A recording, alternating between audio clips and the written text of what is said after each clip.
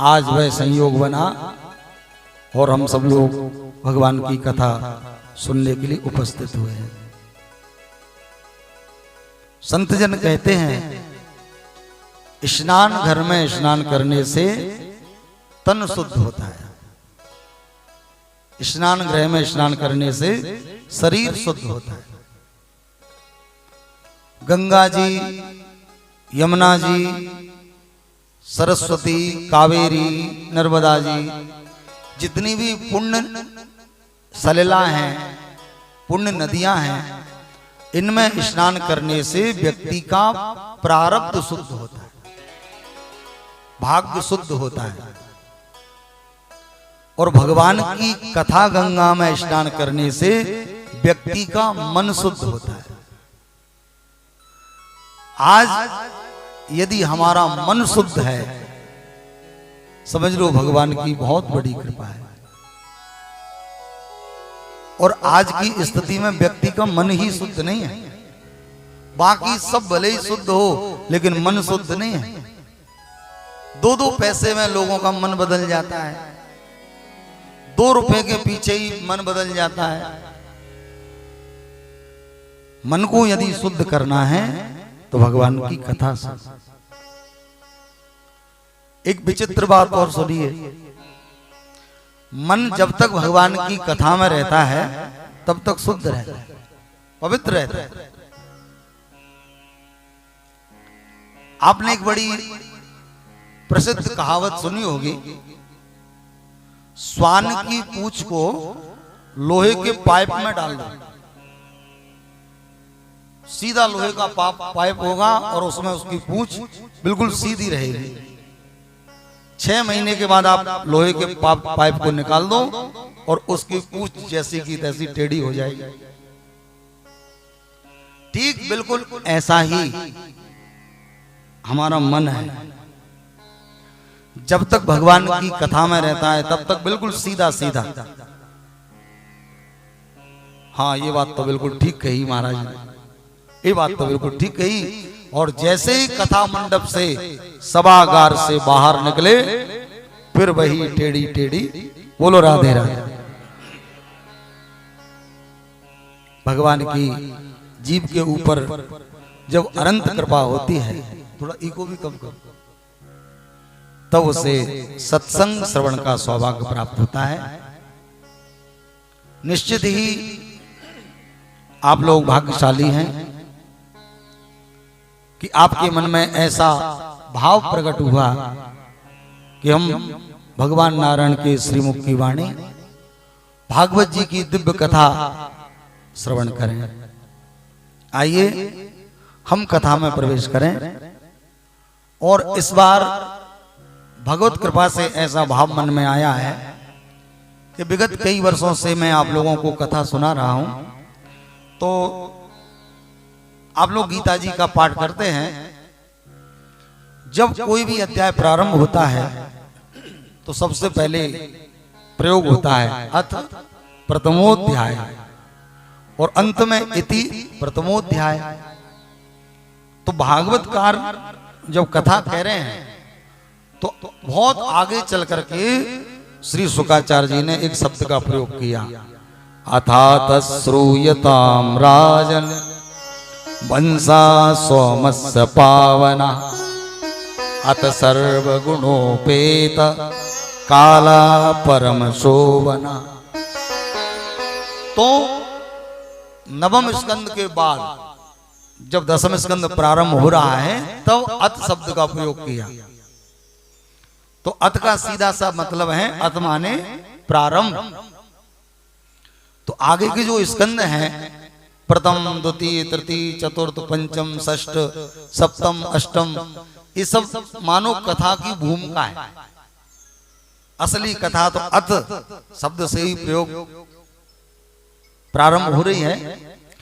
तो ऐसा मन में विचार आया है कि सभी कथाओं को हम संक्षेप में श्रवण करेंगे। देखो, कथावाचक के पास एक विशेष अधिकार होता है, क्या वो चाहे तो किसी भी कथा को संक्षेप में कह सकता है और किसी भी प्रसंग को विस्तार से कह सकता है, उसके पास अधिकार है। समासव्यासयोगता, कथा की दो शैलियां होती हैं, एक होती है समास, समास माने संक्षेप में, व्यास माने विस्तार से। तो हम लोग समस्त कथाओं को समास शैली में सुनेंगे और दशम स्कंद की कथा को व्यास शैली में श्रवण करेंगे। प्रेम से बोलो राधे राधे। आइए हम महात्मा की कथा को प्रारंभ करें। सच्चिदानंद रूपाय विश्वोत्पत्त्यादि हेतवे तापत्रय विनाशाय श्री कृष्णाय वयं नुमः। श्रीमद् भागवत में 3 मंगलाचरण है और देखो श्रीमद् भागवत के 3 महात्म्य हैं। भागवत का जो महात्म्य है 3 प्रकार का है। एक महात्म्य है 6 अध्याय का, एक महात्म्य है 4 अध्याय का और एक महात्म्य 1 अध्याय का। 3 जो मंगलाचरण हैं, थोड़ी आवाज बढ़ाओ। एक है श्री सूत जी का मंगलाचरण, एक है महर्षि वेदव्यास का मंगलाचरण, एक है महामुनि सुखदेव जी का मंगलाचरण। हर कार्य को करने का एक तरीका होता है, एक पद्धति होती है, एक नियम होता है। तो कथा सुनने का भी एक तरीका होता है, एक नियम होता है। उस नियम की हमको जानकारी जिससे मिलती है उसे हम लोग भागवत का महात्मा कहते हैं। महात्मा माने महिमा, महात्मा माने महत्व। कोई व्यक्ति हमको किसी वस्तु का महत्व जब बताएगा तभी हमारी समझ में आएगा कि ये वस्तु महत्वपूर्ण है। और महत्व मालूम नहीं है, भले ही कितनी महत्वपूर्ण वस्तु हमारे पास में रखी हो, हम उसे देखते भी नहीं है। क्यों नहीं देखते? क्योंकि हमको महत्व मालूम नहीं है। तो हम सब लोग सर्वप्रथम भागवत का महात्मा सुनेंगे। अच्छा, महात्मा कौन कह रहा है? घर के छोटा बच्चा, किसी के घर का छोटा बच्चा और घर के बड़े आदमी की प्रशंसा करे तो ये उचित नहीं लगता। हाँ, घर का सबसे श्रेष्ठ व्यक्ति, बड़ा व्यक्ति छोटे बच्चे की बड़ाई करे, किसी की प्रशंसा करे तो उचित लगता है। तो भागवत जी की महिमा का वर्णन पद्म पुराण के उत्तरखंड में वर्णन किया गया है। सच्चिदानंद रूपाय विश्वोत्पत्त्यादि हेतवे तापत्रय विनाशाय श्री कृष्णाय वयं नुमः। नैमिषारण्य की पावन भूमि में 88,000 ऋषि विराजमान हैं। सूत जी महाराज व्यास गद्दी पर आसीन हैं, सामने शौनकादि ऋषि बैठे हैं। शौनक जी ने सूत जी से जिज्ञासा प्रकट की कि आप हमें भगवान की कथा सुनाओ। सूत जी बोले कैसी कथा सुनेंगे? बोले मम कर्ण रसायनम, हमारे कानों को प्रिय लगे ऐसी आप कथा सुनाओ। और ऐसी कथा सुनाना सूत जी जो कथा पवित्र करने वालों को पवित्र कर दे, भगवान की प्राप्ति करा दे। श्रेयशाम यद भवक श्रेय पावनानाम च पावनम कृष्ण प्राप्ति करम सस्वत साधनम तद वदाधुना। सूत जी महाराज बड़े प्रसन्न हुए और सूत जी महाराज ने भगवान का ध्यान किया, स्मरण किया। मैं उन परमात्मा का ध्यान करता हूं जो परमात्मा सच्चिदानंद स्वरूप हैं, विश्व की उत्पत्ति, पालन और संहार करते हैं। मैं उन भगवान का स्मरण करता हूं। श्री कृष्णाय वयं नुमः। श्री माने श्री किशोरी जी और कृष्ण माने श्री कृष्ण। श्री राधा कृष्ण के युगल चरणों में प्रणाम करता हूं। श्री कृष्णाय वयं नुमः। तो हम आप सब भगवान श्री राधा कृष्ण के युगल चरण कमलों में प्रणाम करते हैं। बोलो राधा कृष्ण भगवान की। उसके बाद भागवत के जो मुख्य वक्ता श्री शुकाचार्य जी हैं, उनका स्मरण किया। यम प्रव्रजन्तमनुपेतमपेत कृत्यम द्वैपायनो विरह कातर आजुहाव पुत्रेति तन्मयतया तरवो विनेदु स्तम सर्वभूत हृदयम मुनिमानतोस्मि। हम श्री सुखदेव जी महाराज का स्मरण करते हैं, ध्यान करते हैं, जो सुखदेव जी सभी प्राणियों के हृदय में निवास करते हैं, भगवत स्वरूप हैं, उन श्री सुखदेव जी का हम स्मरण करते हैं। या जिन श्री सुखदेव जी के हृदय में भगवान विराजमान हैं, उन श्री सुखदेव जी का हम ध्यान करते हैं। बोलो सुखदेव भगवान की। सूत जी महाराज कहते हैं, ऋषियों,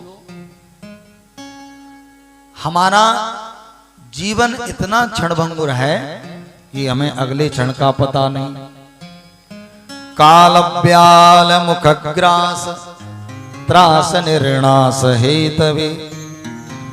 बहुत बड़े ब्याल ने, ब्याल माने सर्प, काल रूपी ब्याल के विशाल मुंह के अंदर हम और आप संसार के सभी लोग बैठे हैं। हमको अपने जीवन के अगले क्षण का पता नहीं,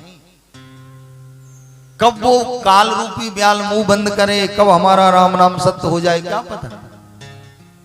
ऐसा क्षणभंगुर जीवन पाकर के जिसने सत्कार कर लिया, जिसने सत्कर्म कर लिया, जिसने हरि कथा श्रवण कर ली, उसने मानो संसार का सबसे श्रेष्ठ कार्य कर लिया। मैं आप लोगों को कथा सुनाऊंगा, लेकिन ध्यान देना, जो कथा मैं आपको सुनाने जा रहा हूं ऋषियों, वह कथा बड़े भाग्य से मिलती है। देवता भी उस कथा को सुनने के लिए लालायित रहते हैं, लेकिन देवता उसे सुन नहीं पाते। ये देव दुर्लभ कथा मैं आपको सुनाने जा रहा हूं। जब राजा परीक्षित को सुखदेव जी कथा सुना रहे थे, तो देवता आ गए कथा सुनने। अमृत का कलश लेकर के आए हाथ में, सुखदेव जी को प्रणाम किया। सुकन्नत्वा बदन सर्वे। सुखदेव जी को प्रणाम करके देवता बोले, सुखदेव जी महाराज, हम प्रणाम करते हैं आपके चरणों में, आप हमारे ऊपर कृपा कीजिए, थोड़ा सा विनिमय कर लीजिए, बदल लीजिए।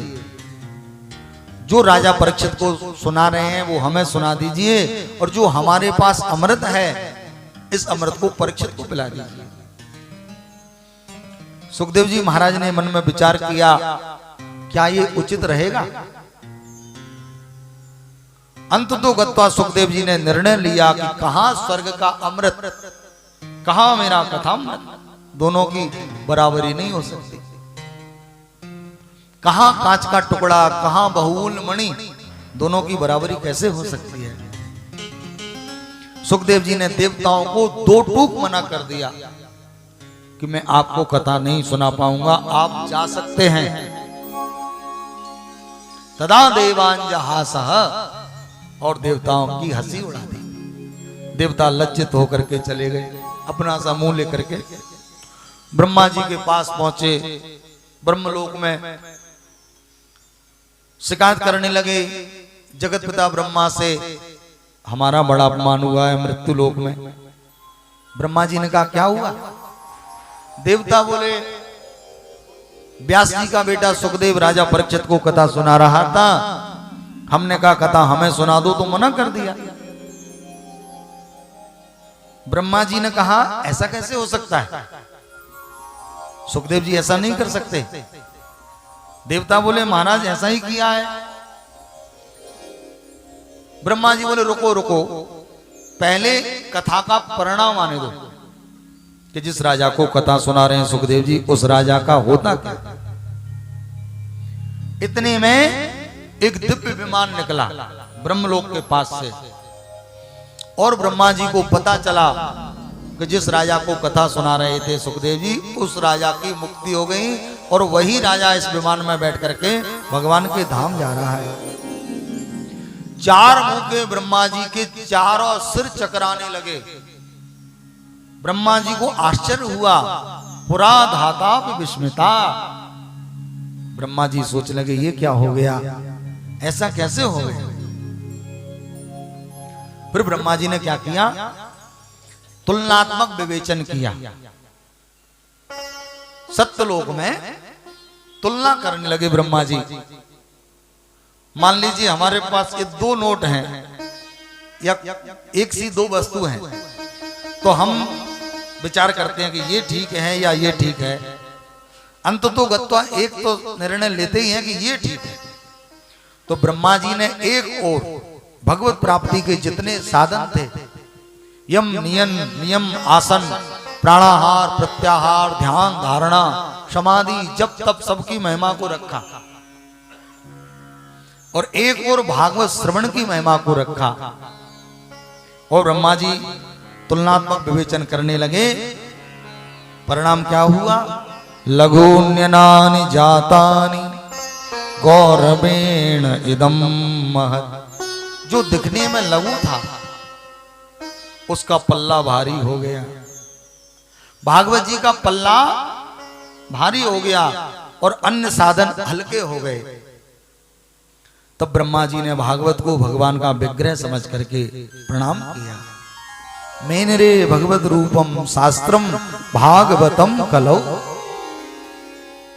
भागवत जी स्वयं भगवान का विग्रह है, भगवान की शब्द वही मूर्ति है। श्रीमद् भागवत महापुराण। सूत जी महाराज कहते हैं, ऋषियों वही भागवत की दिव्य कथा मैं आप लोगों को सुनाने के लिए जा रहा हूं। सावधान तया श्रृणु। सावधान होकर के सुनिए। सूत जी कहते हैं, ऋषियों यद्यपि भागवत की कथा को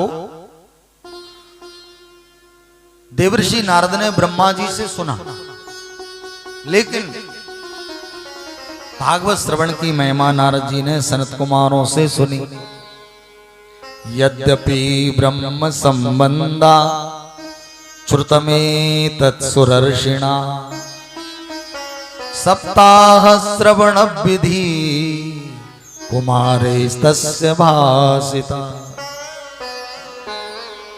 जब सूत जी ने कहा कि नारद जी ने सप्ताह श्रवण की विधि सनत कुमारों से सुनी, तो सनक जी बोल पड़े, सूत जी महाराज क्या कह रहे हैं आप। नारद जी ने सप्ताह श्रवण की विधि से कथा सुनी, कैसे सुनी, क्यों सुनी, क्या कारण रहा। अरे नारद जी को क्या आवश्यकता पड़ी कथा सुनने की, हम जानना चाहते हैं। तब सूत जी ने कहा, एकदा हि विशालायां चत्वार ऋषयो मला सत्संगार्थं समायात दद्रसुस्तत्र नारदम्। एक बार की बात है ऋषियों, देखो रामचरितमानस की एक अपनी अलग पद्धति है, भागवत की अलग परंपरा है। मानसकार जब कोई महत्वपूर्ण बात कहते हैं, कोई कथा कहते हैं मानस की, तो एक शब्द का प्रयोग करते हैं। एक बार भूपत मन माही, एक बार चुन कुसुम सुहाय, एक बार कर तल कर बीणा, एक बार प्रभु सुख आसीना, एक बार त्रेता युग माही।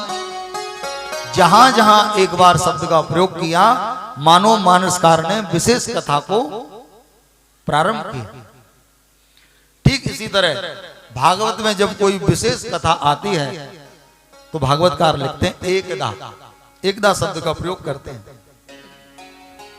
एकदा हि विशालायां चत्वार ऋषयो मला। एकदा माने एक बार की बात है, विशालापुरी में, विशालापुरी माने बद्रीनाथ धाम में।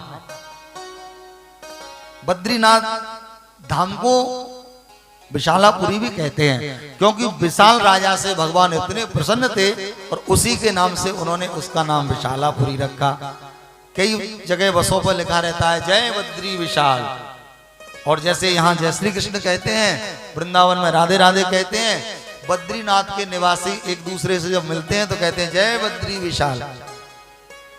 तो वही विशालापुरी में सनक, सनंदन, सनातन, सनत कुमार 4 भाई आ रहे थे सामने से।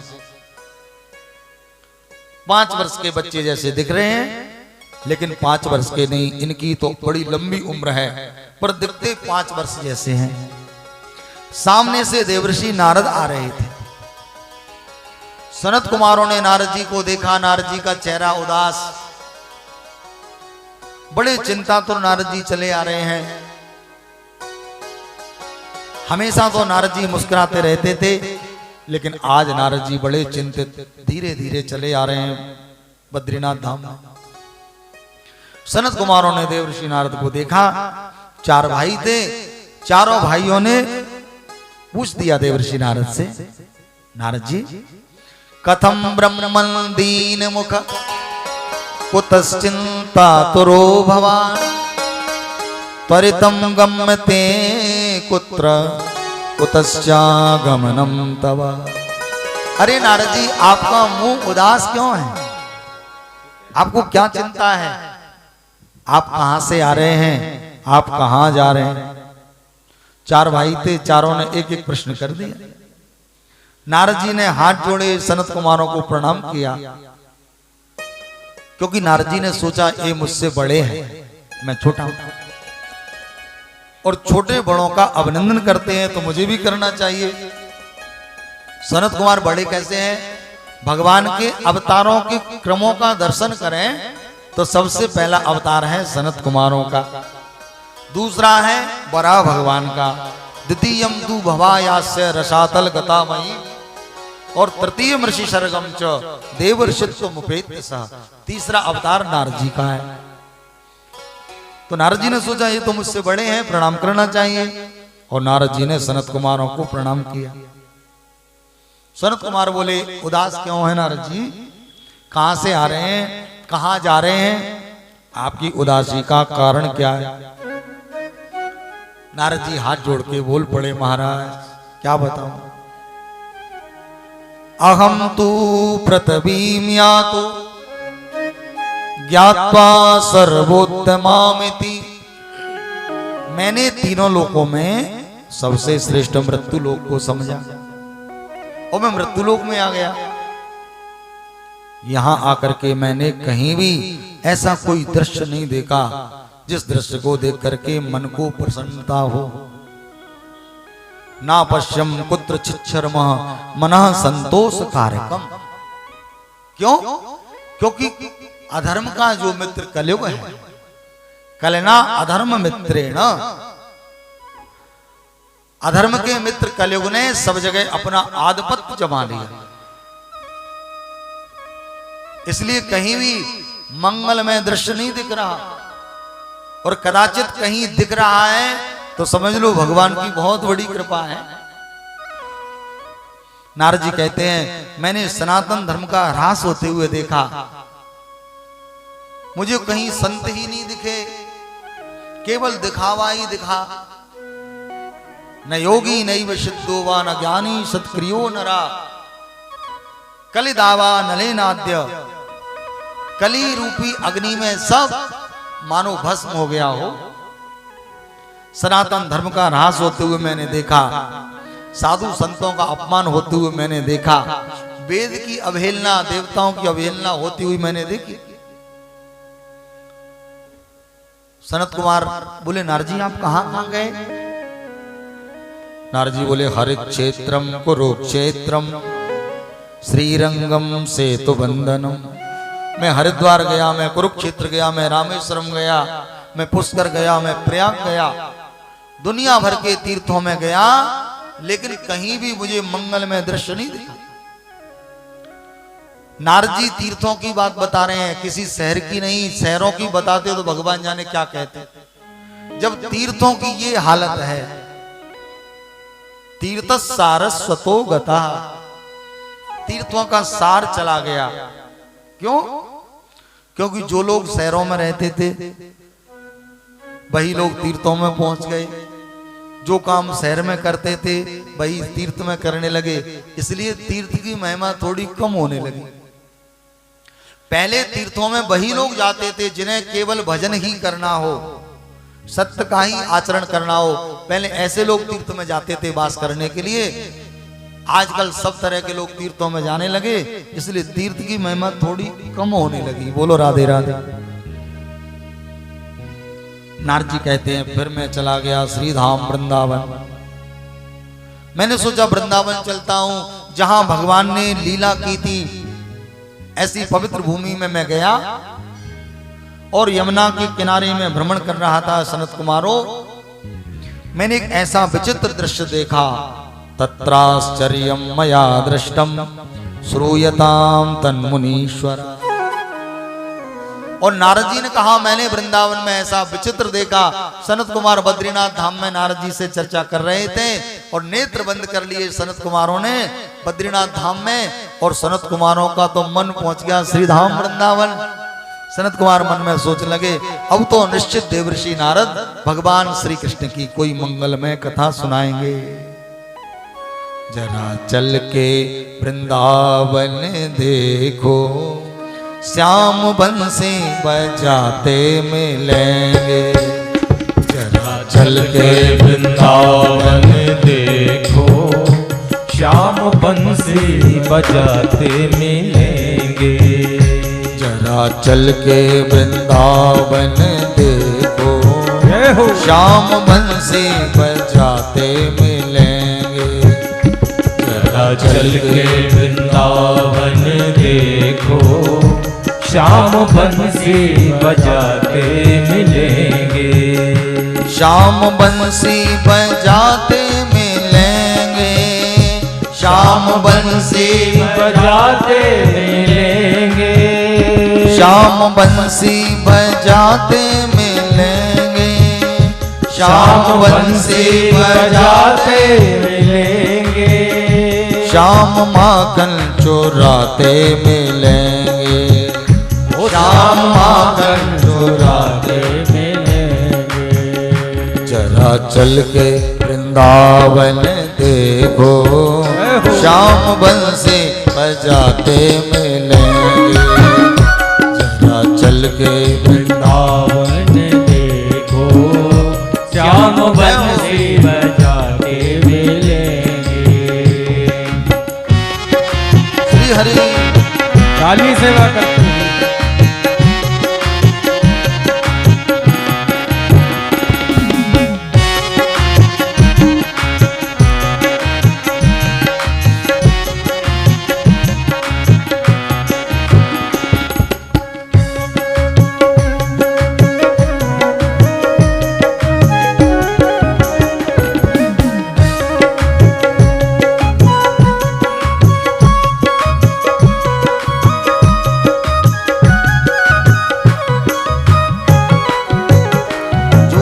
झूलती मिलेंगी राधा रानी, झूला झूलती मिलेंगी राधा रानी। झूला झूलती मिलेंगी श्याम प्यारी, झूला झूलती मिलेंगी श्याम प्यारी। श्याम उनको झुलाते मिलेंगे, श्याम उनको झुलाते मिलेंगे। जरा चल के वृंदावन देखो, श्याम बंसी बजाते मिलेंगे। जरा चल के वृंदावन देखो, श्याम बंसी बजाते मिलेंगे।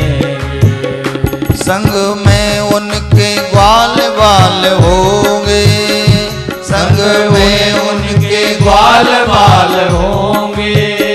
संग में उनके ग्वाल बाल होंगे, संग में उनके ग्वाल बाल होंगे। काना माखन चुराते मिलेंगे, काना माखन चुराते मिलेंगे। चल के वृंदावन देखो, श्याम बंसी बजाते मिलेंगे। जरा चल के वृंदावन देखो, श्याम बंसी बजाते मिलेंगे। राधे राधे।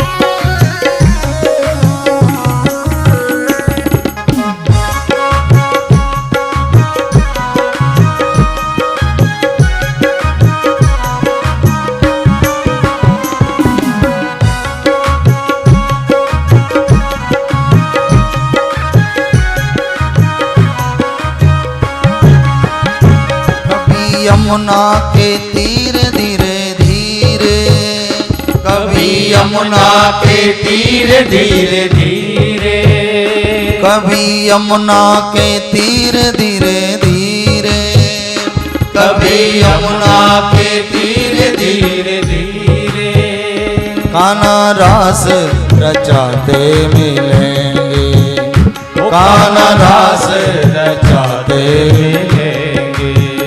जरा चल के वृंदावन देखो, श्याम बंसी बजाते मिलेंगे। जरा चल के वृंदावन देखो, श्याम बंसी बजाते मिलेंगे। श्याम बंसी बजाते मिलेंगे, श्याम बंसी बजाते मिलेंगे। कान्हा गौए चराते मिलेंगे, कान्हा गौए चराते मिलेंगे। कान्हा माखन चुराते मिलेंगे, कान्हा माखन चुराते मिलेंगे। नारद जी ने कहा मैं वृंदावन गया। सनत कुमार नेत्र बंद करके बैठ गए। हाँ नारद जी, वृंदावन में क्या देखा? नारद जी बोले तत्राश्चर्यम मया दृष्टम, ऐसा आश्चर्य भरा दृष्ट देखा ऋषियों मैंने। मैं यमुना के किनारे से जा रहा था, एक स्त्रियों का बड़ा भारी समुदाय बैठा, बहुत सी महिलाएं बैठी और उनके बीच में दो वृद्ध महात्मा लेटे थे। उन दो वृद्धों के पास में एक युवती स्त्री बैठी थी, वो रो रही थी। चारों ओर जो स्त्रियां हैं वो हाथ जोड़े खड़ी हैं और वो युवती स्त्री उन वृद्धों को देख देख करके रो रही है। मैं पास में से निकला और उस स्त्री ने मुझे पहचान लिया और मुझे देखते ही आवाज लगाई,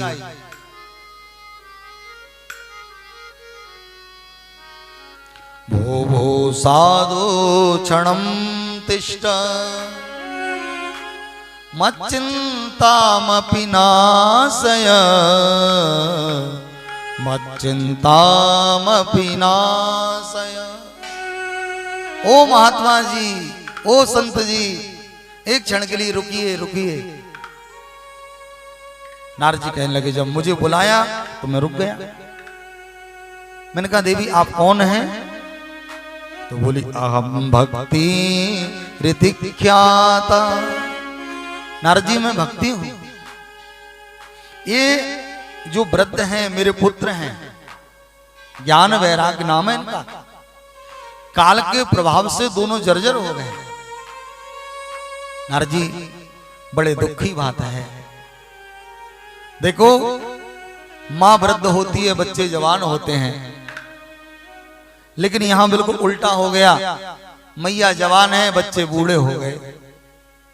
मुझे इस बात का बड़ा दुख है। आप मेरे ऊपर कृपा करो। मैं आपके प्रभाव को जानती हूं, मैं आपकी महिमा को जानती हूं। आपके एक वचन का आश्रय लिया प्रहलाद जी ने, कयादु नंदन प्रहलाद ने। वचनर्चनमेकम केवलम चाकलय्य ध्रुवपदमपयातो यत् कृपातो ध्रुवोयम। ध्रुव ने भी आपके एक वचन का आश्रय लिया और एक वचन का आश्रय ले लिया, उनका कल्याण हो गया। आप मेरे ऊपर भी कृपा करो, मेरे इस दुख को दूर करो। हे ब्रह्मपुत्र, मैं आपको प्रणाम करता हूं। नारद जी ने कहा अच्छा अच्छा भक्ति है, अरे भक्ति भैया प्रणाम करता हूं मैं, चिंता मत करो, मैं आपके दुख को दूर कर दूंगा, मैं आपकी जन जन में घर घर में स्थापना कर दूंगा, और यदि ऐसा नहीं कर सका तो भगवान का दास कहलाना बंद कर दूंगा। तदा नाहम हरेर दासो लोके तामना प्रवर्त। भक्ति देवी प्रसन्न हो गई क्योंकि नारद जी ने वचन दिया। नारद जी ने जो ज्ञान वैराग्य मूर्छित अवस्था में थे उनके कान में वेद मंत्रों का उच्चारण किया। हरि ओम गणानान्त्वा गणपति घुंघवा महे। इस प्रकार से नारद जी वेद मंत्र पढ़ने लगे। जैसे ही नारद जी ने वेद घोष किया, ज्ञान वैराग्य उठ करके बैठ गए। ओ नारद जी इतने प्रसन्न हुए, मेरा परिश्रम सफल हो गया। नारद जी ने पाठ बंद किया, दोनों आंखों को मलने लगे, जवाई लेने लगे, फिर लेट गए। फिर नारद जी ने वेदांत का पाठ किया, फिर गीता जी की आवृत्ति की। जब तक नारद जी बोलते हैं तब तक दोनों स्वस्थ रहते हैं। नारद जी बोलना बंद करते हैं, दोनों आंखों को मलते हैं, फिर जवाई लेते हैं, फिर लेट जाते हैं। नारद जी ने ऐसा बार बार किया, लेकिन समस्या का समाधान नहीं हुआ। इतने में ही आकाशवाणी हुई। नारद जी ने ऐसे देखा आकाश की ओर, तो व्योम वाणी के माध्यम से भगवान बोल पड़े। व्योम वाणी तदैवाभू मार्षे खिद्यतामिति, मार्षे खिद्यतामिति। आकाशवाणी के माध्यम से भगवान बोल पड़े, देवर्षि मन में खेद मत करो, आपका उद्यम सफल होगा, उद्यम सफल होगा। उद्यमा सफलस्तेयम भविष्यति न संशय। लेकिन आपको सत्कर्म करना हो, सत्कर्म करो, सत्कर्म करो। नारद जी मन में विचार करने लगे, हे भगवान, मैं तो वेद पढ़ रहा था, वेदांत पढ़ रहा था, क्या ये सत्कर्म नहीं है? फिर आकाशवाणी ने कौन से सत्कर्म के लिए कहा? नारद जी एक क्षण के लिए चिंतित हुए, भक्ति भी चिंतित हो गई, चिंता करने लगी कि नारद जी ही चिंतित हो गए तो हमें तो चिंता करनी है। नारद जी ने भक्ति से कहा, देवी तुम चिंता मत करो, वृथा खेद यसे बाले, अहो चिंता तुरा कथम। तुम चिंता छोड़ो, तुम भगवान के चरणों का स्मरण करो, तुम चिंतन करो, चिंता मैं करूंगा। और संतों को चिंता होती है, कई बार हुई संतों को चिंता। संत अपने लिए कभी चिंता नहीं करते, राष्ट्र के हित के लिए चिंता करते हैं। गादि तने मन चिंता व्यापी। एक बार विश्वामित्र जी को चिंता हुई ना, ऐसे देवर्षि नारद जी को भी चिंता हो गई। भक्ति को कहा, तुम भगवान के चरणों का चिंतन करो और मुझे थोड़ा सा समय दो, मैं सत्कर्म का अर्थ पूछ करके आता हूं, फिर सत्कर्म करूंगा। भक्ति भगवान के चरणों का स्मरण करने लगी, भगवान के नामों का उच्चारण करने लगी। देवर्षि नारद संतों के पास गए, महाराज जी नमो नारायण। महाराज जी सत्कर्म किसे कहते हैं? प्रतिष्ठित महात्मा के यहां पहुंचे। महात्मा ने मन में सोचा, इस सामान्य अर्थ नहीं पूछ रहे नारद जी, क्योंकि सामान्य अर्थ तो इनको पता ही होगा। लगता है कोई गूढ़ अर्थ जानना चाहते हैं। अब भला हम नारद जी को क्या बताएं? नहीं बताएंगे तो हमारी प्रतिष्ठा धूमिल हो जाएगी। उस महात्मा ने बहाना बना लिया, इशारे में कह दिया, नारद जी हमारा तो मौन व्रत चल रहा है। दूसरे के पास पहुंचे, उन्होंने कमंडल उठा के दिखा दिया, हम तीर्थाटन के लिए जा रहे हैं। किसी ने मौन का बहाना ले लिया, किसी ने पलायन कर दिया, कियंतस्तु पलायता। देवर्षि नारद चिंतित हो गए, उदास हो गए। कि सत्कर्म का अर्थ पता नहीं चल रहा। तो देवर्षि नारद के मन में विचार आया कि चलता हूं बद्रीनाथ धाम और भगवान बद्रीनाथ की तपस्या करूंगा। जब भगवान नारायण मुझसे प्रसन्न हो जाएंगे तो उनसे ही पूछूंगा सत्कर्म किसे कहते हैं। तो ऐसा विचार करके देवर्षि नारद सीधे बद्रीनाथ धाम पहुंचे। चिंतित तो थे ही, सामने से सनत कुमार मिल गए और सनत कुमारों ने नारद जी से चिंता का कारण पूछा। नारद जी ने बता दिया, महाराज मेरी चिंता का कारण ये है, मैंने भक्ति को वचन दिया है कि तुम्हारी जन जन में स्थापना कर दूंगा। दूसरा कारण यह है कि महाराज सत्कर्म किसे कहते हैं। सनत कुमार चारों भाई हंस पड़े। नारद जी बोले, महाराज मेरी समस्या को सुनकर के आप प्रसन्न हो रहे हैं।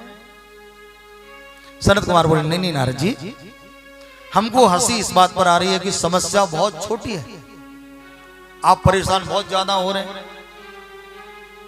देखो सत्कर्म का सीधा सा अर्थ होता है ज्ञान यज्ञ, और ज्ञान यज्ञ कहते हैं भागवत की कथा को। तुम भागवत की कथा करो, भागवत की कथा सुन लो, भागवत से बड़ा कोई सत्कर्म नहीं होता। सत्कर्म सूचको नूनम ज्ञान यज्ञ स्मृतो बुधई। नारद जी बोले, तो महाराज आप कृपा करके आप ही भागवत कर दो, आप ही भागवत सुना दो हमें। सनत कुमार बोले, तो नारद जी बैठो बैठो अभी सुनाते हैं। नारद जी बोले, नहीं महाराज, मैं जिनके निमित्त कथा सुनना चाहता हूं वो वृंदावन धाम में है, आप कृपा करके वृंदावन चलो। सनत कुमार बोले, नारद जी वृंदावन बड़ा पवित्र धाम है, बड़ा श्रेष्ठ धाम है, लेकिन हम वृंदावन नहीं जा सकते। क्यों? अरे इतनी लंबी यात्रा कौन करेगा, आप ही उनको ले आओ बद्रीनाथ धाम। नारद जी बोले, महाराज उनको लेकर के आऊंगा तो मुझे भी तो बहुत श्रम करना पड़ेगा, आप मेरे ऊपर कृपा करो।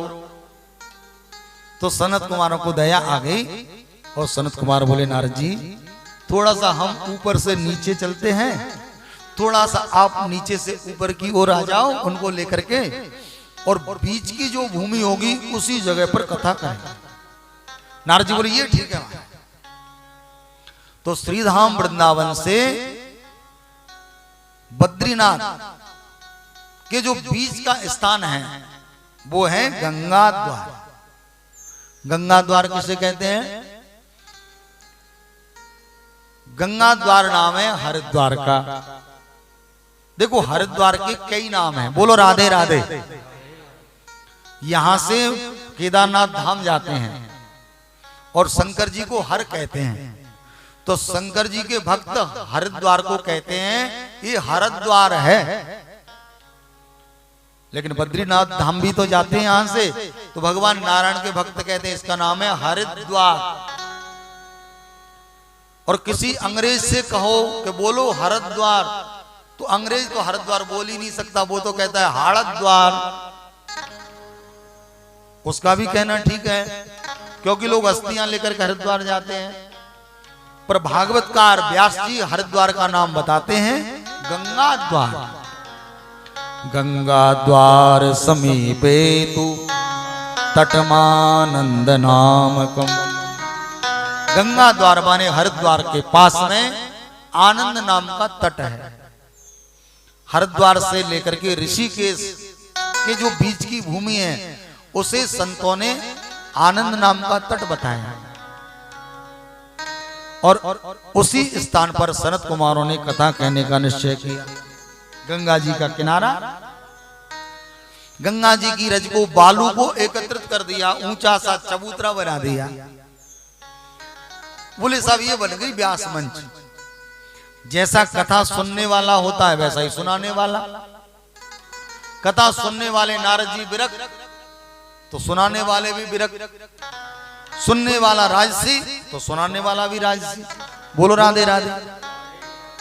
न कोई बनावट न कोई दिखावट। गंगा जी के किनारे पांडाल के नाम पर है खुला आसमान, पास में गंगा जी का किनारा, और बालू की बनी है गद्दी, व्यास गद्दी। सनक, सनंदन, सनातन, सनत कुमार चारों भाई उस व्यास गद्दी पर बैठ गए। मुख्य श्रोता के रूप में सामने देवर्षि नारद बैठे हैं और सनत कुमारों ने कथा कहना प्रारंभ किया, भागवत की महिमा गाई। सदा सेव्या श्रीमद् भागवती कथा, यस्या श्रवण मात्रेण हरिश्चित्तम समाश्रये। सनत कुमार कहते हैं, नारद जी भागवत की कथा को सदैव सुनना चाहिए, हमेशा सुनते रहना चाहिए। इससे क्या होगा, बोले कथा सुनते सुनते हृदय द्रवित हो जाता है। किसी का कितना भी कठोर हृदय हो, लेकिन भगवान की कथा सुनते सुनते द्रवित हो जाता है, हृदय पवित्र होने लगता है। और पवित्र हृदय में ही तो भगवान विराजते हैं। हरिश्चित्तम समाश्रयेत, उसके चित्त में आकर के भगवान चिपक जाते हैं, बैठ जाते हैं। मुक्ति मुट्ठी में आ जाती है। जिसने कथा सुन ली उसे गंगा स्नान के बराबर पुण्य मिल गया, उसे तीर्थवास के बराबर पुण्य मिल गया, उसे तुलसी की सेवा करने से जो पुण्य मिलता है, उसे गाय की सेवा से जो फल मिलता है, उतना ही पुण्य फल भागवत कथा सुनने से मिल गया। बोलो राधे राधे। जब संतों को पता चला कि देवर्षि नारद कथा सुन रहे हैं, सनत कुमार कथा सुना रहे हैं, तो बड़े बड़े संत कथा सुनने के लिए आ गए। और एक और ब्रह्मचारी बैठे हैं, एक और सन्यासी महात्मा बैठे हैं, एक और बैरागी बैठे हैं, एक और त्यागी बैठे हैं। वेदों के मंत्र मूर्तिमान होकर के रूप लेकर के कथा सुनने के लिए आए। बड़े बड़े तीर्थ, पवित्र नदियां, वन उपवन सब कथा सुनने के लिए आए। और उसी समय एक आश्चर्य भरा दृश्य हो गया। जहां कथा हो रही थी वहां आश्चर्यमयी घटना घट गई। आश्चर्यमेकं समभूतदानी तदोच्यते सशृण सौनकत्वम्। सूत जी कहते हैं, सौनक जी एक आश्चर्य हो गया। भक्ति सुतौ तौ तरुणौ गृहीत्वा प्रेमैक रूपा सहसा विरासी। अचानक जहां कथा हो रही थी वहां भक्ति देवी प्रकट हो गई। जो भक्ति श्री धाम वृंदावन में थी, जो ज्ञान वैराग वृंदावन में मूर्छित अवस्था में लेटे थे, उन्हीं ज्ञान वैराग को लेकर के भक्ति देवी कथा में प्रकट हो गई, बीच कथा में। अब नारद जी तो सबसे आगे बैठ करके कथा सुन रहे हैं और बीचों बीच में भक्ति देवी अपने पुत्रों का हाथ पकड़ करके, उंगली पकड़ करके भगवान का कीर्तन करते हुए चली आ रही थी। तो जो पीछे लोग ऋषि बैठे थे, ऋषि लोग, वो आपस में चर्चा करने लगे, ये देवी जी कौन है, कहां से आई, कथम प्रविष्टा कथम आगतेयम मध्य मुनीना इति तर्कयंत। ऋषि लोग आपस में चर्चा करने लगे। तो नारद जी ने मुड़ करके देखा कि संतों को क्या हो गया, संत क्यों वार्ता कर रहे हैं, मैं भी तो देखूं। और नारद जी ने जो मुड़ के देखा तो भक्ति देवी ने अपने पुत्रों की उंगली पकड़ रखी है और भगवान के नामों को गाती हुई चली आ रही है कथा में। श्री कृष्ण गोविंद हरे मुरारे, हे नाथ नारायण वासुदेवा। श्री कृष्ण गोविंद हरे मुरारे, नाथ नारायण वासुदेवा। श्री कृष्ण गोविंद हरे मुरारे, श्री कृष्ण गोविंद हरे मुरारे, हे नाथ नारायण वासुदेवा। हे नाथ नारायण वासुदेवा।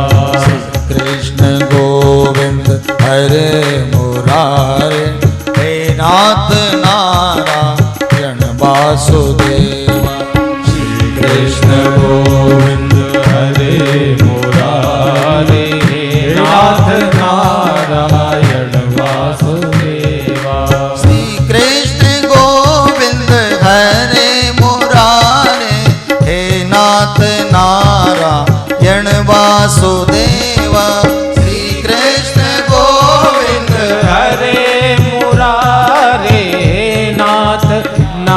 नारायण वासुदेवा। श्री कृष्ण गोविंद हरे मुरारे, हे नाथ नारायण वासुदेवा।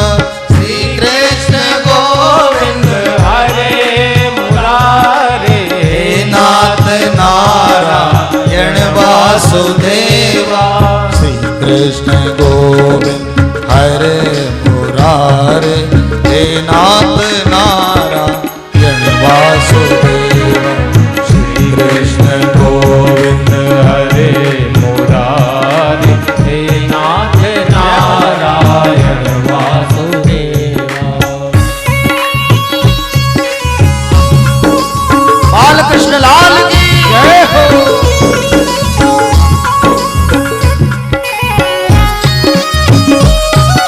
राधे राधे।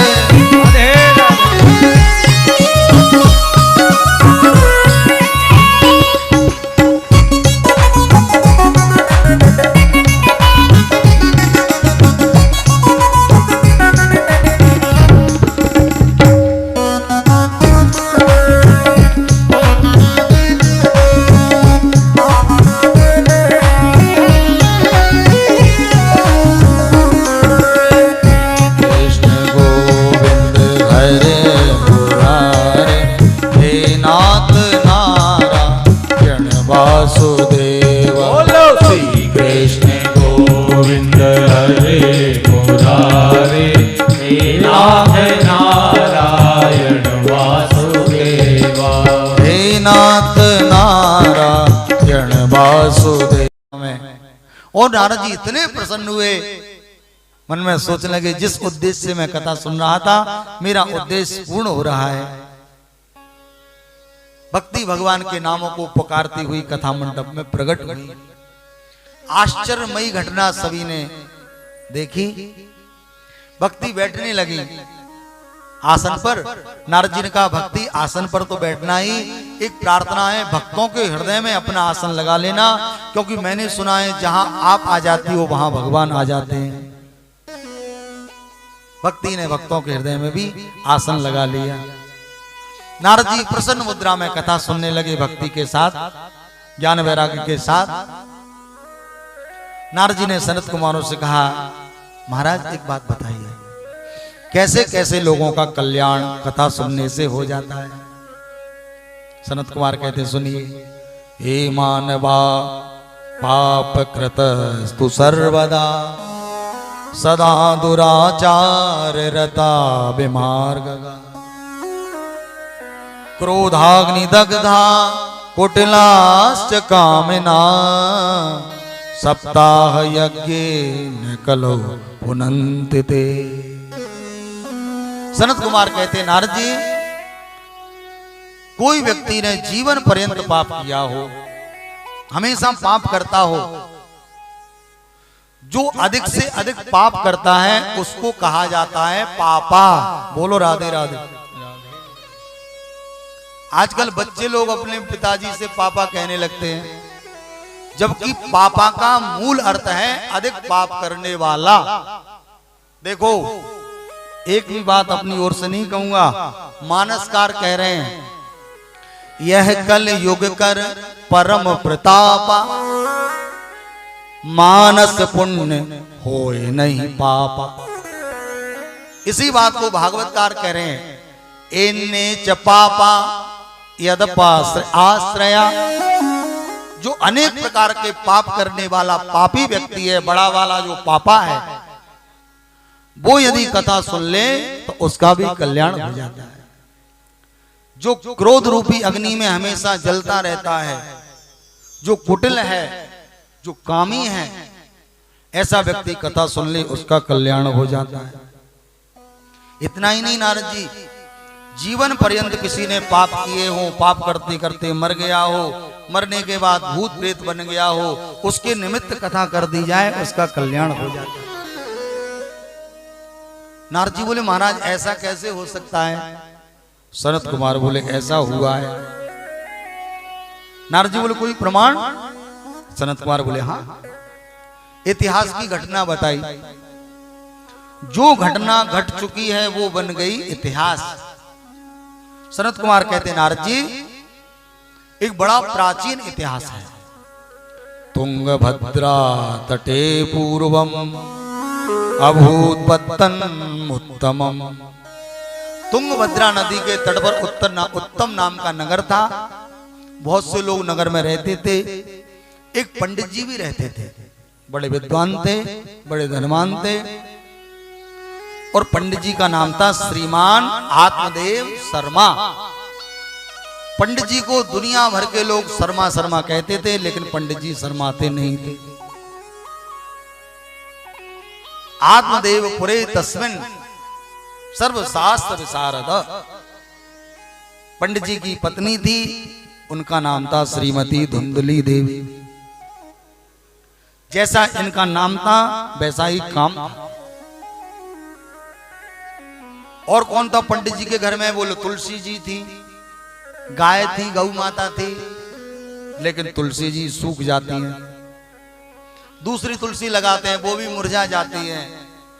गाय लाते हैं पंडित जी अपने घर में, गाय बांझ हो जाती है। किसी व्यक्ति ने कह दिया पंडित जी हमें तो ऐसा लगता है कि आपके संतान नहीं है ना, इसलिए तुलसी जी सूख जाती है, इसलिए गाय बांझ हो गई। पंडित जी को लगा कि बिल्कुल ठीक कह रहा है। और पंडित जी उसी समय घर छोड़ करके चले गए वन में।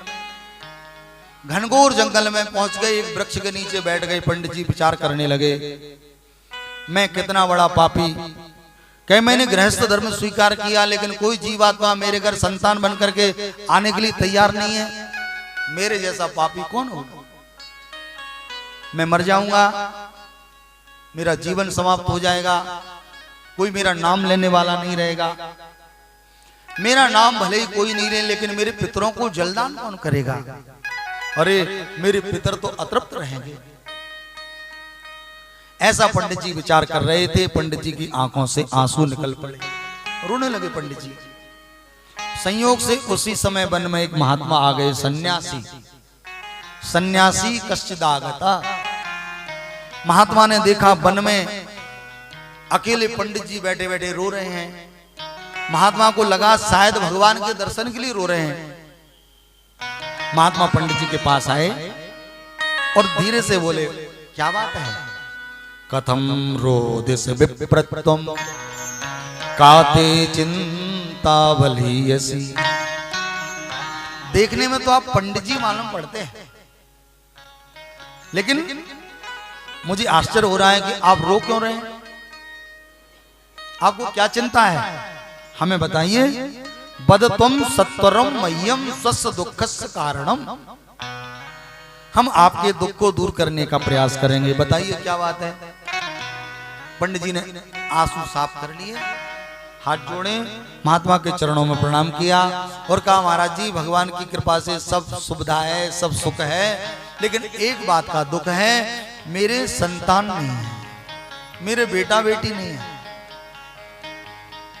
और मैं बेटा के लिए रो रहा हूं। आप कृपा कर दो, मेरे पुत्र हो जाए, मेरी पत्नी के गर्भ से पुत्र हो जाए, ऐसा आशीर्वाद दे दो। महात्मा ने माथा पकड़ा, हे भगवान, मैं तो सोच रहा था कि ब्राह्मण देवता भगवान के दर्शन के लिए रो रहा है, मैंने तो इसलिए पूछा, लेकिन मुझे अब पता चला ये भगवान के लिए नहीं रो रहा, ये तो बेटा के लिए रो रहा है। भगवान के दर्शन के लिए नहीं रो रहा, बेटा के लिए रो रहा। महात्मा ने पंडित जी को समझाने का प्रयास किया, पंडित जी कर्मों की गति को पहचानो, विवेक का आश्रय लो, बुद्धि से काम लो। विवेकम तु समासाध्य त्यज संसार वासना मुंचा ज्ञानम प्रजारूपम बलिष्ठा कर्मणो गति, बलिष्ठा कर्मणो गति। कर्मों की गति को पहचानने का प्रयास करो, विवेक का आश्रय लो, भगवान का भजन करो। मैंने आपके मस्तक की रेखाओं को देखा है, तद भालाक्षर मालाम च और मैंने देख लिया है आप एक जन्म की बात करते हो, आपको 7 जन्मों तक पुत्र सुख नहीं मिलेगा। सप्त जन्मा बदितवा पुत्रो नैवच नैवच। पंडित जी ने चरणों में सिर रख दिया, महाराज जी मैं सत्य कहता हूं, मैं आपके सामने ही प्राण त्यागूंगा और मेरे हत्या का पाप आपको लगेगा, क्योंकि आपके सामने प्राण त्याग रहा हूं। या तो आप मुझे पुत्र प्राप्ति का वरदान दो, नहीं तो मैं मरता हूं। महात्मा ने अनेक प्रकार से समझाने का प्रयास किया, लेकिन पंडित जी की समझ में नहीं आया। तो महात्मा को दया आ गई और महात्मा ने दया के कारण एक फल निकाला और मंत्र पढ़ के पंडित जी को दिया। लो पंडित जी, अब आपके आग्रह को मैं टाल नहीं सकता, ये फल दे रहा हूं, अपनी पत्नी को खिला देना और कुछ नियम बता रहा हूं, उन नियमों का आपकी पत्नी पालन करेगी तो भगवान की कृपा से सुंदर पुत्र होगा। पंडित जी ने कहा ठीक है महाराज। और महात्मा ने फल लिया, पंडित जी ने फल हाथ में लिया, चरणों में प्रणाम किया और प्रसन्न मुद्रा में चल दिए घर की ओर। दरवाजे से आते ही आवाज लगाने लगी, देवी सुनो सुनो, बाहर आओ बाहर आओ। धुंधली बाहर गई, क्या बात है, क्यों शोर मचा रखा है? पंडित जी इतने प्रसन्न थे और बोले देवी इतना प्रसन्न हूं बता नहीं सकता, लो तुम्हारे लिए फल लाया हूं, इसको खा लो।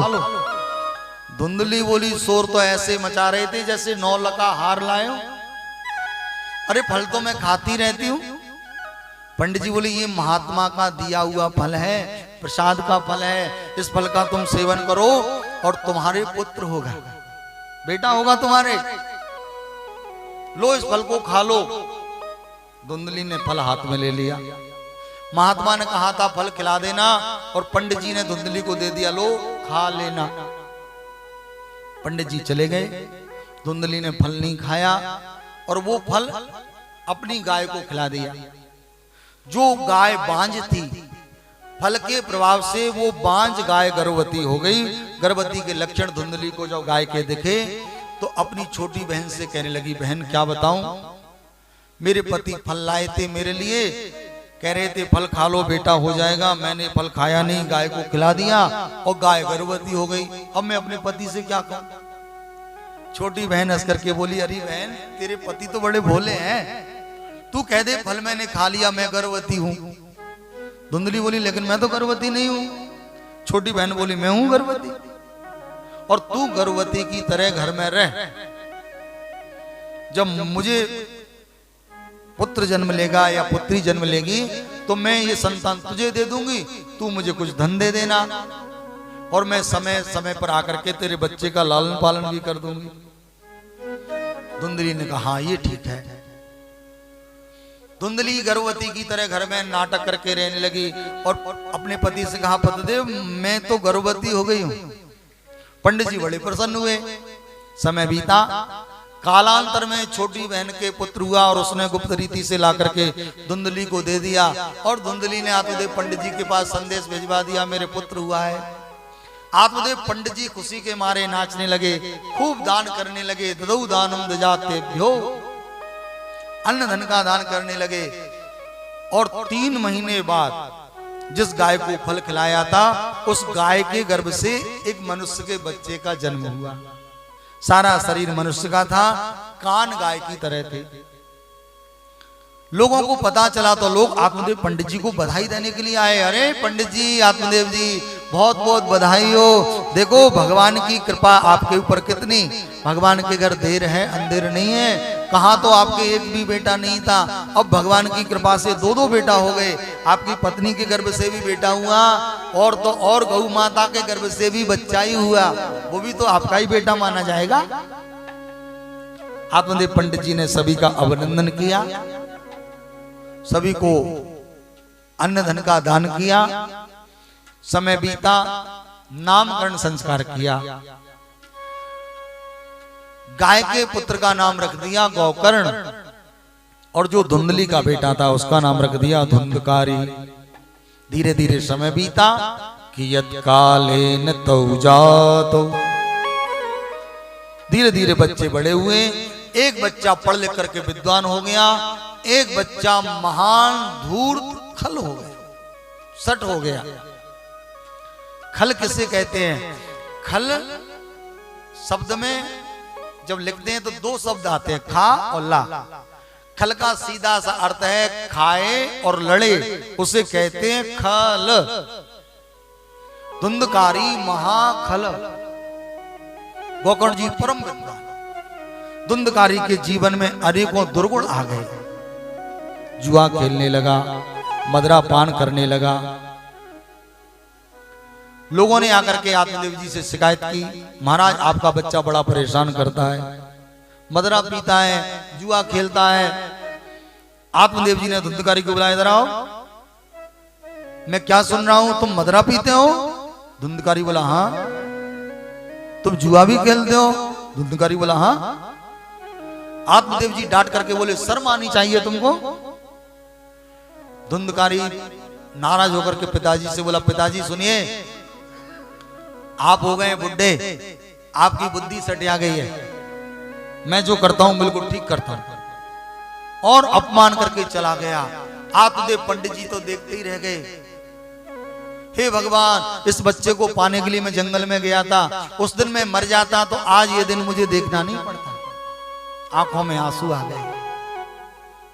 बैठे थे आत्मदेव जी अपने घर में, धुंधकारी चला गया, संयोग से गोकर्ण जी आ गए। गोकर्ण जी ने आत्मदेव जी के चरणों में प्रणाम किया। आत्मदेव ने गोकर्ण को हृदय से लगा लिया। बेटा गोकर्ण, एक तुम हो, एक धुंधकारी, दोनों में कितना अंतर है। तुम हो तो गाय के पुत्र, लेकिन मेरा कितना आदर करते हो, कितना सम्मान करते हो। तुम ही मुझे मार्गदर्शन दो, मैं क्या करूं? मेरा मन नहीं करता कि घर में रहूं, घर को छोड़ दूं क्या? आप बताओ। गोकर्ण जी महाराज ने आत्मदेव पंडित जी को उपदेश दिया, संक्षेप में उपदेश दिया। पिताजी, देहेस्ते मांस रुदरे भिमतिम तजत्वम जाया सुता दिसु सता ममता विभुंच। पिताजी, सबसे पहले तो आपको त्यागना पड़ेगा ममता को, मोह का त्याग करना पड़ेगा। क्योंकि ये जो हमारा शरीर है हमारा नहीं है, अस्थि मांस रुधिर मज्जा से बना है। चित जल पावक गगन समीरा, 5 तत्वों से बना है। ये हमारा नहीं है। पत्नी के प्रति, पुत्र के प्रति जो मोह है उसका त्याग कीजिए, एकांत का सेवन कीजिए। किसी के गुण मत देखो, किसी के दोष भी मत देखो।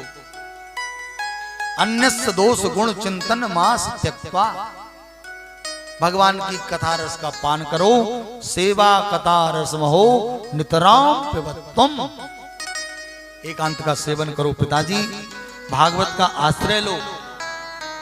गोकर्ण जी महाराज ने उपदेश दिया आत्मदेव पंडित जी को, वही उपदेश दिया जो कुछ समय पहले वो संत दे रहे थे, लेकिन उस समय समझ में नहीं आया, आज समझ में आ गया।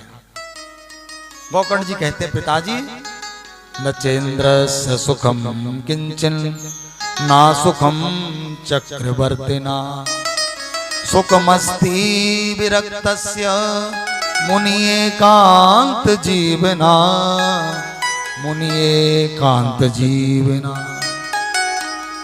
इंद्र सुखी नहीं है, ब्रह्मा सुखी नहीं है, राजा सुखी नहीं है, धनवान सुखी नहीं है। सुखी यदि कोई है तो जो एकांत का सेवन करता है वही सुखी है। सुखमस्ति विरक्तस्य मुनि एकांत जीवना। आत्मदेव जी ने गोकर्ण जी के उपदेश को श्रवण किया और घर परिवार त्याग करके वन की ओर चले गए, एकांत का सेवन किया, भागवत का आश्रय लिया और भगवान के धाम की प्राप्ति की। बोल भक्तवत्सल भगवान की। धुंधकारी को पता चला कि मेरे पिताजी वन में चले गए, बड़ा प्रसन्न हुआ। अच्छा हुआ पिताजी चले गए, अब मुझे कोई रोकेगा नहीं टोकेगा नहीं। जुआ खेलने जा रहा था, धन की आवश्यकता पड़ी, मैया के पास आ गया, माँ से कहने लगा पैसे दो, रुपए दो। माँ ने कहा मेरे पास कहाँ है, तो नाराज होने लगा, गाली देने लगा, अपमान करने लगा। मैया ने सोचा बेटा मेरा बड़ा दुष्ट है, कहीं मेरे ऊपर हाथ ना उठा दे, तो माँ ने बच्चे से बचने के लिए कह दिया कि कल ले लेना। रात्रि का समय हुआ, धुंधली की कुछ समझ में नहीं आया और कुएं में कूद करके प्राण त्याग दिए, आत्महत्या कर ली। गोकर्ण जी महाराज को पता चला कि मां ने शरीर त्याग दिया। गोकर्ण जी ने उठाया अपना कमंडल, तीर्थ यात्रा के लिए निकल गए। कभी इस तीर्थ में, कभी उस तीर्थ में, कभी उस तीर्थ में भ्रमण करने लगे। इधर धुंधकारी वेश्याओं के संग के कारण चोरी करने लगा। एक दिन बहुत सा धन चुरा करके लाया, वेश्याओं को दिया, और वेश्याओं ने सोचा एक ना एक दिन ये मारा जाएगा, पकड़ा जाएगा, तो क्यों ना हम इसको मार दें। और पांचों वेश्याओं ने धुंधकारी को रस्सी से बांध दिया, जलती हुई आग के अंगारे मुंह में डाल दिए, और ये तड़पने लगा, भाग नहीं पा रहा था क्योंकि बंधा था। तड़प तड़प करके इसके प्राण निकल गए। गड्ढा खोद करके इसको इसके घर में ही गाड़ दिया और धन को आपस में बांट करके चली गई। गोकर्ण जी महाराज तीर्थाटन कर रहे थे, अचानक उनको पता चला कि धुंधकारी की अकाल मृत्यु हो गई, तो उन्होंने धुंधकारी के निमित्त गया में श्राद्ध कर दिया। फिर गोकर्ण जी के मन में आया कि अपनी जन्मभूमि का दर्शन करने चलता हूं। तो जन्मभूमि का दर्शन करने के लिए गोकर्ण जी आए। रात्रि का समय था, अपने वही पुराने घर में पहुंचे विश्राम करने के लिए। धुंधकारी प्रेत रूप में गोकर्ण जी के सामने आया, रोने लगा, कहने लगा भैया मैं बड़ा दुखी हूं, देखो मेरा गला सूख रहा है, मुझे बहुत जोर की प्यास लग रही है, बहुत भूख लग रही है, आप मेरे ऊपर कृपा करो, आप ही मुझे प्रेत योनि से छुटकारा दिला सकते हो। गोकर्ण जी ने आश्वासन दिया, धुंधकारी मैं कुछ करूंगा, तुम जाओ। रात्रि बीती, प्रातः काल गोकर्ण जी महाराज ने सूर्य नारायण भगवान से पूछा, हे जगत के साक्षी भगवान भुवन भास्कर, प्रेतात्मा की मुक्ति का उपाय बताएं।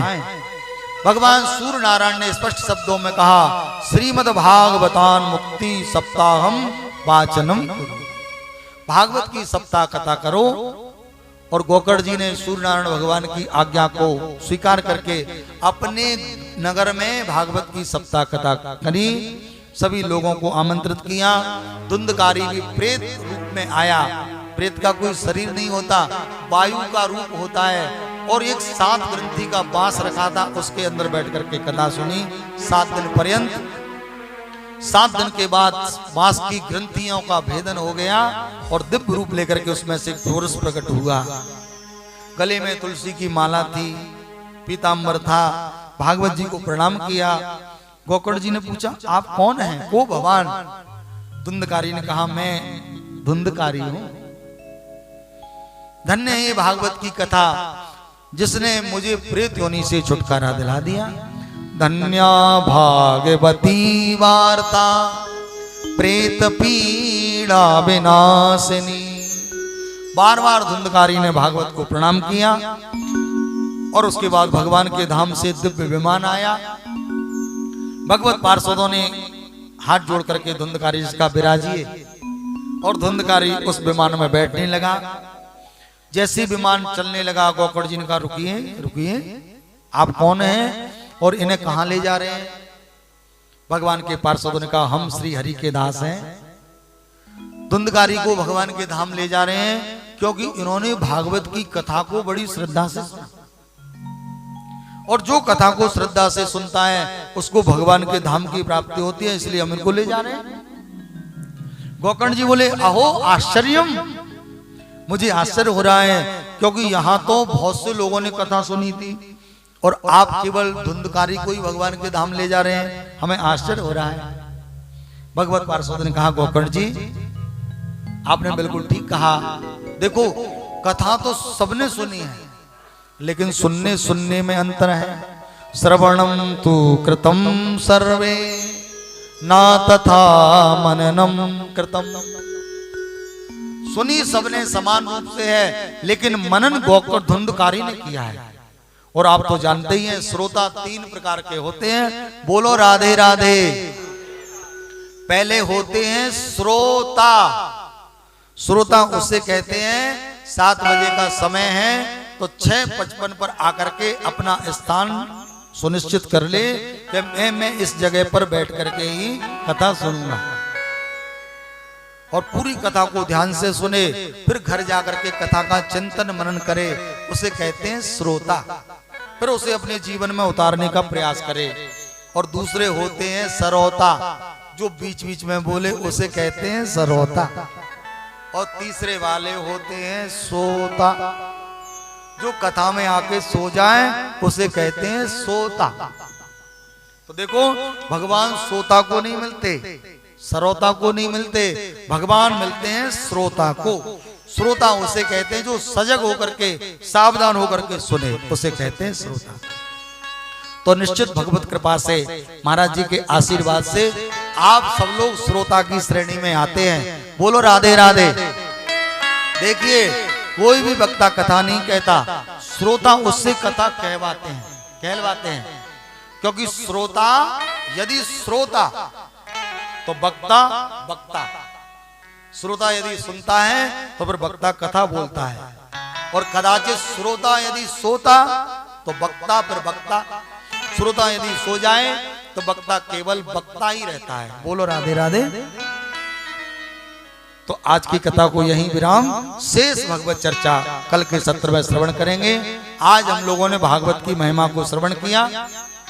कल के सत्र में प्रथम स्कंद की, द्वितीय स्कंद की और आगे के स्कंदों की चर्चा करेंगे। आइए सब मिलकर के भगवान का स्मरण करें, उसके बाद भागवत जी की आरती।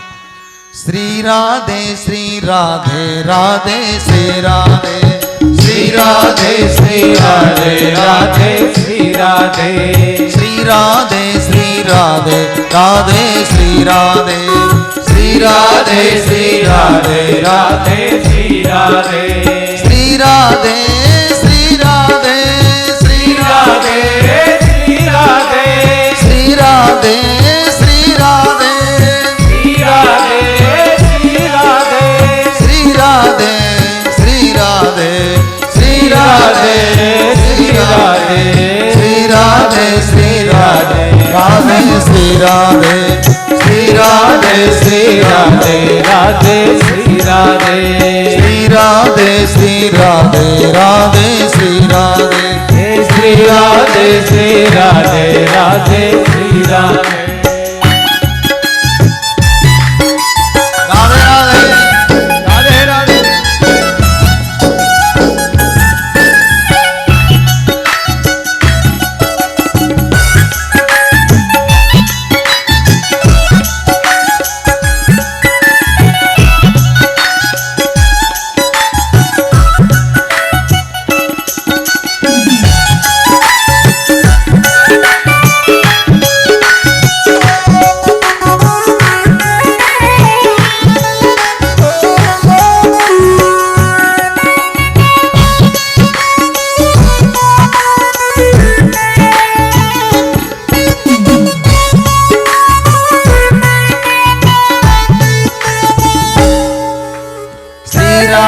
श्री राधे राधे श्री राधे, श्री राधे श्री राधे राधे श्री राधे, श्री राधे श्री राधे राधे श्री राधे, बोलो श्री राधे श्री राधे राधे श्री राधे।